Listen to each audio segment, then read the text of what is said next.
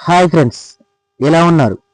మన ఛానల్కి ఇప్పుడే కొత్తగా వచ్చిన వాళ్ళైతే ఒక్కసారి మన వీడియోలు చూడండి, ఒక లైక్ అండ్ సబ్స్క్రైబ్ చేసుకోండి. ఓకే. తేరే ఇష్క్ మై తెలుగులో అమర కావ్యంగా రిలీజ్ చేశారు. ధనుష్ బంగారం నిజంగా కడుపు నిండిపోయింది బంగారం. మూవీ నాకు చాలా బాగా నచ్చింది. సినిమాలో హీరో క్లైమాక్స్లో చనిపోతాడు. వేరే లెవెల్ మూవీ. ధనుష్ గారు కథలను ఎంచుకోవడంలో సూపర్.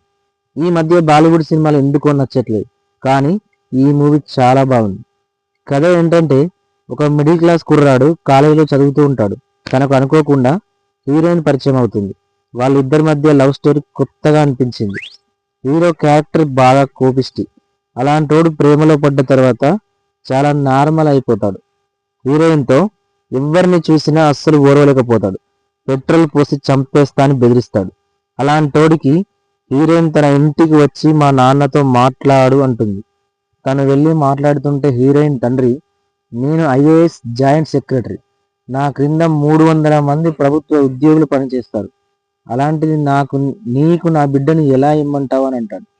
యూపీఎస్సీ ఎగ్జామ్స్ 3 స్టెప్స్ ఉంటాయి. 1 prelims, 2 mains, 3 interview.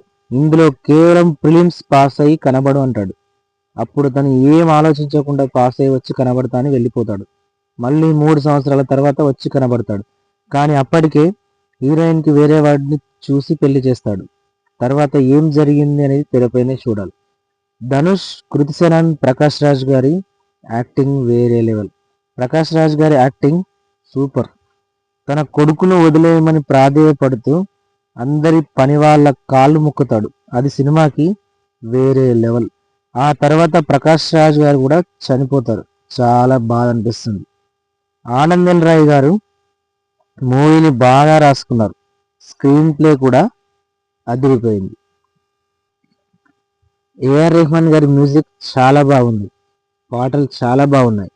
So friends, ఈ మూవీ కనుక మీరు చూసినట్టయితే ఎలా ఉందో కామెంట్ చేయండి. ఈ వీడియో కనుక మీకు నచ్చినట్టయితే మన ఛానల్ని ఒక్కసారి సబ్స్క్రైబ్ చేసుకోండి.